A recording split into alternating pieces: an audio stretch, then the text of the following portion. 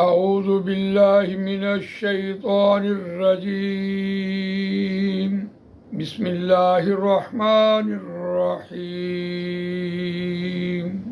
لا اکراہ فی الدین قد تبین الرشد من الغی فمن یکفر بالطاغوت ویؤمن باللہ فقد استمسک بالعروۃ الوثقی لا انفصام لها واللہ سمیع علیم آمنت باللہ صدق اللہ العظیم رب اشرح لی صدری ویسر لی امری واحلل عقدۃ من لسانی یفقہوا قولی اللہم ارنا الحق حقا وارزقنا اتباعہ وارنا الباطل باطلا وارزقنا اجتنابہ آمین یا رب العالمین۔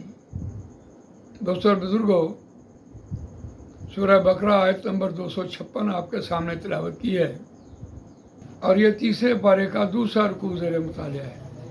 اس رکوع کی اہم ترین آیت الکرسی کے بعد لا اکراہ فی الدین، دین میں کسی قسم کا کوئی جبر نہیں ہے، کوئی سختی نہیں ہے، کوئی زبردستی نہیں ہے، لا نفی جنس ہے، لا اکراہ فی الدین۔ اور یہ آیت الکرسی کے بعد اس آیت کا آنا کمال حکمت کی بات ہے۔ آیت الکرسی اسلام کا دروازہ ہے، اور اس دروازے میں کیسے داخل ہونا ہے۔ کوئی زبردستی نہیں ہے، جبر نہیں ہے۔ کوئی ہندو ہے تو ہندو رہے، سکھ ہے تو سکھ رہے، عیسائی ہے تو عیسائی رہے، یہودی ہے تو یہودی رہے، وہ اپنی آزاد مرضی سے دین میں آئے، اسلام پڑھے، دین میں آئے۔ لیکن دین میں آئے، اسلام قبول کر لے، کلمہ پڑھ لے، تو پھر اس پہ نماز بھی فرض ہے، روزہ بھی فرض ہے، حج بھی فرض ہے، زکوٰۃ بھی فرض ہے۔ اور آج ہم اس لفظ کو غلط بول رہے ہوتے ہیں، اس کا اطلاق غلط کر رہے ہوتے ہیں، کسی کو نماز کا حکم دے رہے ہوتے ہیں، کہہ رہے ہوتے ہیں، تو یہ آیت کوٹ کر رہا ہوتا ہے۔ دین میں کوئی جبر نہیں۔ اور اس بات کی تشریح اسی میں کی، لا اکراہ فی الدین قد تبین الرشد من الغی، تحقیق واضح ہو چکی، ہدایت واضح ہو چکی، جہالت سے، کجی سے الگ الگ ہو گئی، اچھائی اور برائی سمجھ آ گئی، واضح ہو چکی ہے۔ یقیناً نبی اکرم صلی اللہ علیہ وسلم آپ نے آخری خطبے میں ارشاد فرمایا، الیوم اکملت لکم دینکم واتممت علیکم نعمتی ورضیت لکم الاسلام دینا، کہ آج میں نے دین کو مکمل کیا، حق سامنے آ گیا، حق واضح ہو چکا۔ اور آج کوئی شخص اسلام پڑھے اور اس کے سامنے دین واضح ہو جائے تو پھر اس کا عمل کیا ہے؟ فَمَن یکفر بالطاغوت، اور جو کوئی انکار کرے طاغوت کا، اور طاغوت کیا ہے؟ ہر وہ برائی جو غالب آ جائے وہ طاغوت کہلاتی ہے۔ اور ہر چھوٹی سے چھوٹی برائی جب وہ غالب آتی ہے تو قرآن نے اس کے بارے میں کیا نقل کیا؟ بلا من کسب سیئۃ وأحاطت بہ خطیئتہ فاولئک اصحاب النار ہم فیہا خالدون۔ وہ چھوٹی سے چھوٹی برائی جو انسان نے کمائی، اگر برائی نے اس کو گھیر لیا، احاطے میں لے رکھا، وہ آگ تک لے جائے گی انسان کو۔ جب تک برائی نہیں نکلتی، اچھائی داخل نہیں ہوتی۔ ہم کیا کہہ رہے ہوتے ہیں؟ ملا کو جو ہند میں ہے سجدے کی اجازت، ناداں یہ سمجھتا ہے دین، باطل تو ہی پسند ہے، حق لا شریک، شرکت حق و باطل نہ کر قبول، باطل کے اقتدار میں حق کی آرزو، کتنا حسین فریب ہے جو کھا رہے ہیں ہم۔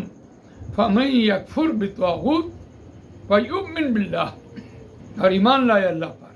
یہ فا جو ہے یہ بتا رہا ہے کہ طاغوت سمجھ آیا تو اسی وقت چھوڑا، اور ایمان لائے اللہ پر، پھر فَقَدِ اسْتَمْسَكَ بِالْعُرْوَةِ الْوُثْقَىٰ، پس تحقیق وہ ایک مضبوط کنڈے سے چمٹ چکا، وہ مضبوط حلقہ ہے جو اس کو نہیں، وہ اہل ایمان کا حلقہ ہے۔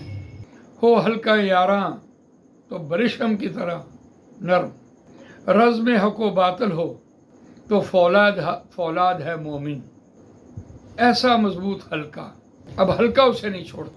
وہ بابا غالب جس کے ساتھ شراب پیتا تھا، ایک دن جمعے کی نماز میں بابا غالب چلے گئے، وہ واپس پیچھے گھر آیا، اسے پوچھا کدھر ہے؟ نماز میں، جمعہ ہے آج۔ اسے شراب کی بوتل لہرائی اور باہر سے ہی مسجد کے صحن میں اس نے کہا ادھر ہی آ جاؤ۔ وہاں شیر بولا، لوگوں نے پوچھا یہ کیا؟ وہ جگہ بتاؤ جہاں خدا نہیں. تو جو مضبوط حلقہ ہے دوست احباب کا وہ نہیں چھوڑتے. جیسے اس نے نہیں چھوڑا اسی طرح اہل ایمان کا وہ حلقہ، اس کی ایک صورت نماز ہے.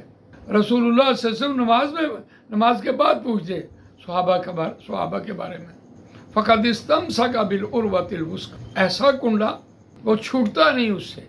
بحری جہاز میں کوئی آدمی گرنے لگے تو اس کے ہاتھ میں کچھ کنڈا آ جائے، جہاز کا تو چھوٹتا ہے. اتنا مضبوط کنڈا. لا انفصام رہا، یہ لا نفی جنس ہے. انفصم ینفصم، نہیں چھوٹتا، ہرگز نہیں چھوٹتا، ہر صورت نہیں وہ چھوٹتا اس سے. واللہ سمیع علیم، اور اللہ سننے والا جاننے والا ہے. اللہ جانتا ہے، اللہ کا علم ہے کہ اس نے کس حالت میں کلمہ پڑھا ہے، اسے سن لیا، اس کے کلمے کو سن لیا. واللہ سمیع علیم، اللہ سننے والا جاننے والا ہے. سبحانک اللہم و بحمدک، نشہد ان لا الہ الا انت، نستغفرک.